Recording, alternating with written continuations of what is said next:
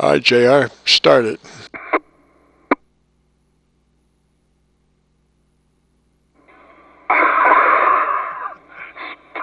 No, you started. No, you start. Well, we could always start it with your career down in the Bahamas, keeping us safe from all of the spies and military adversaries that you had to protect the country with down there.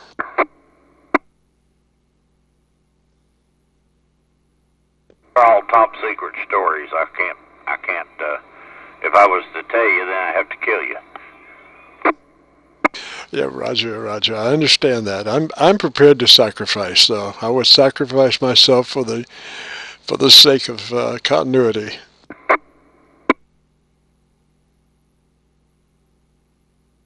How many years did you serve our country down there? What country down there? I keyed on you. I said, how many years did you serve our country down there, keeping us safe? 24 months. I did most of the saving the country in yellow swimming trunks with a big jar of what they call rum swizzle. Would you say what that was again? What was that item you had? I used to drink a drink down there called rum swizzle. Rum swizzle. And I'll tell you what, it didn't take much of that to make you really brave. Roger, I just couldn't catch the rum part. I got the swizzle, and then I was thinking, I won't say what I thought it was, but now I'm a big rum fan, but I never swizzled with it. How does that work?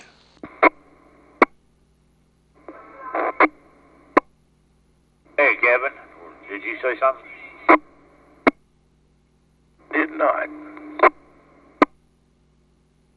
I don't know what was in it. There was rum, and they had a stick that they went and got from a certain tree, and I used to remember the name of that tree, but I don't remember it anymore. But anyway, it had to get from the joint of one of the limbs, where it had 3 little sprigs on the bottom of it. They cut that off, let it dry. God knows, I hope they washed it. And then they put that in there and run it back and forth in that jar of junk, rum, and I can't remember everything that was in it. But it was real tasty. And about 3 of them, if you drank 3 of them, say after dinner, say you're on the beach with a bunch, looking for spies trying to snorkel up on the shore. If you drank about 3 of them after 6 o'clock, usually not because you wanted to, but you ended up spending the night on the beach. You were beached on the beach in protection of the country, looking for spies snorkeling up. They would be counter spy. No, they'd be just spies. You'd be the counter spy, I guess. And did your rum swizzle? Did it have an actual swizzle stick in it, or what? Now the sticks are what they stirred it with. You couldn't shake it, stir it. Anything like that. You had to, in order for it to be an official rum swizzle, the bartender had to have one of them sticks, and he just run it back and forth in his hand, and that's how he mixed it. Oh, Roger. Now obviously, you would have to get your rum swizzle to go. Is that right? No, fortunately, there was a bar right on the beach. And he'd flash his lights to let you know he's getting ready to close for the evening, and you'd run up there and buy a pitcher of that stuff. But you'd have to bring your own container and swizzle sticks? Well, you didn't bring your own swizzle stick, because once you started, that was it. Yeah, you had to bring your own container. And, as a side note, you do not want to put rum swizzle in anything that's plastic. Roger, it would just eat a hole right through it. Yeah, but it was okay for you to drink it and put it in your gut. But no, that's right, it would deform.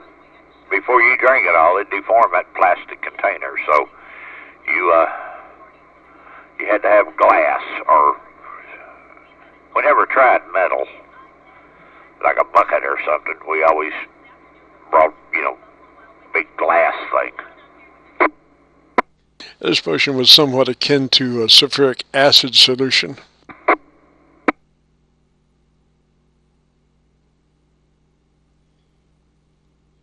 Well, I know that you served your country diligently. Did you ever have any time to enjoy things down there?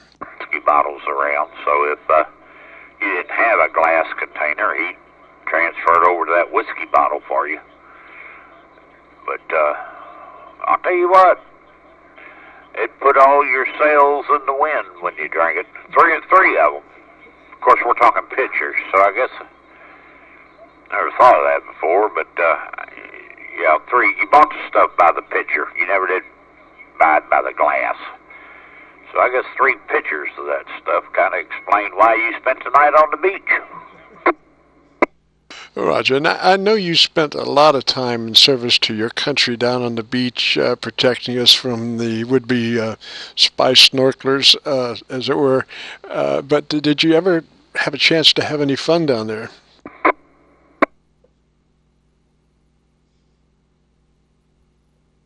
Not really. I was constantly on duty. I was very dedicated to protecting the country and everything, which sometimes got in the way because in the summertime you had over 60,000 tourists, most of them women. It was a big summer place for college girls and office girls that weren't married and stuff, and sometimes they got in your way of doing that. Right. Well, I can see where you would have to have, constant investigations as to what these ladies were about, and if there were any spies amongst them. Oh yeah, even had to body search a few of them, but that's a whole different story. Yeah, that's well, at least you didn't waterboard any of them, did you? They have waterboards back in. Nobody surfed or anything. There were no waves around Bermuda that were tall enough to surf, and bodyboards, boogie boards, and stuff like that weren't around. Roger, probably the closest you came to waterboarding was wet T-shirts.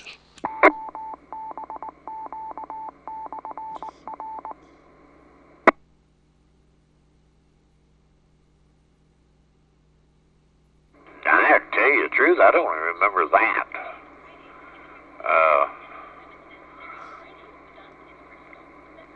I don't remember them doing that down there. Sometimes they just lose their top. Had a lot of that. Had a lot of sunbathing, losing their top. But I don't remember wet T-shirts. Yeah, Roger. And that probably was not one of the highlights down there. I mean, there's much more interesting situations, I guess. And did you ever catch any spies down there, JR?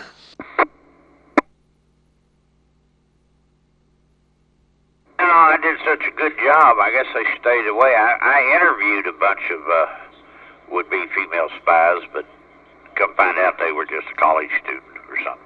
But no, I don't really remember ever catching one. I did catch something down there, but it wasn't a spy. I wasn't going to mention that, but, well, maybe we shouldn't anyway. But how long did you train to actually be a spy catcher?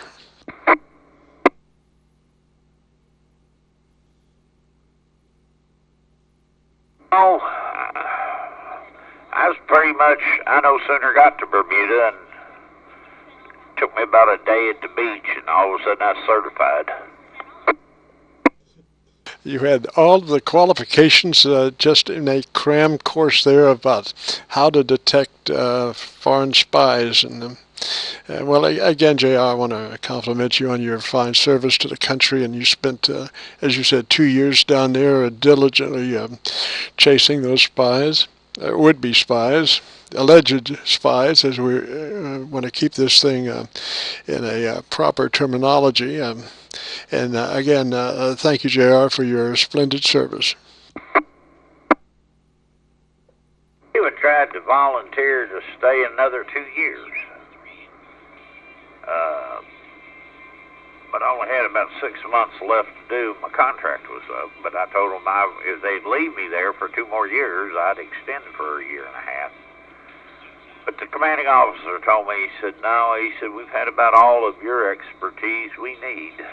So I guess I did a really good job. I must have done 4 years worth of work in 2 years. Yeah, I can see you're definitely double timing it down there. You might want to come up on mic just a little bit, JR. You were kind of a low level there, but anyway.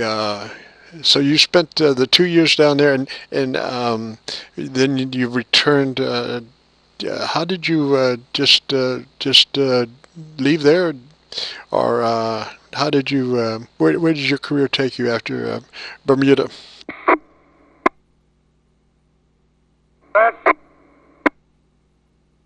That's the odd part. They were trying to send me to California. And I went to the commanding officer and with my new orders for California. And I said to him, I said, Major, they're trying to send me to California. He said, well, what's wrong with that? And I said, well, I'm getting out in 6 months. I live in, I'm from Kentucky. I don't need to go to California. And I don't know how he done it, but anyway, he got my orders changed, and they sent me right back to Parris Island, South Carolina. And I thought, which is Marine Corps boot camp. And I got those orders. I went back down to him and I said, Parris Island, South Carolina? And he said, you gonna complain about that? Well, I was stupid. And I said, oh, no, I'm grateful. I just wanted to thank you for doing that. I said, that's a lot closer to Louisville than California. And I thought, shut up, get out of his office before you get in trouble and you're going back to California. So I went back to Marine Recruit Boot Camp, Parris Island, South Carolina, and they made an MP out of me there, and I spent 6 months and got out. Well, now, I thought you were an MP down in the Bahamas, down in Bermuda. I was. And when I got to Parris Island, they put me in the MP battalion, and which was kind of common. It's where all my experiences were. I don't think I was as dedicated at Parris Island. When you only got 6 months to do, I lost a lot of my dedication. And the platoon I was in, the platoon sergeant said to me, if you wasn't getting out of the service here in a few months, I would probably bring you up on charges. And I looked at him and I said, well, what kind of charges would you bring me up on? I said, I don't do anything wrong. He said, that's the problem. You don't do anything. And I thought, well, how many Viet Cong have you had to kill here? I must be doing something right. The communists ain't invading Parris Island, South Carolina either, but no sense in starting that argument. Roger, JR. Keeping keeping us all safe. That's the name of the game. And since you were short-timing when you were in South Carolina, they let you slide there and didn't give you a hard time. But I want to thank you, JR, for this dissertation on your military career and service to our country. Roger. Oh, it was my pleasure. You know, it was my pleasure. I was just really glad to do it. And you don't have to thank me. I was glad to do it. Roger, Roger. I want to see if I can conjure up a few rum swizzles in payment for you there, sir. Oh, I don't do that no more. That was one great thing about Parris Island, South Carolina, as my final duty station. I always thought that was kind of unique. I started and ended in the same place. But I sobered up while I was at Parris Island. I did kind of like that. I'm speechless on that one, man.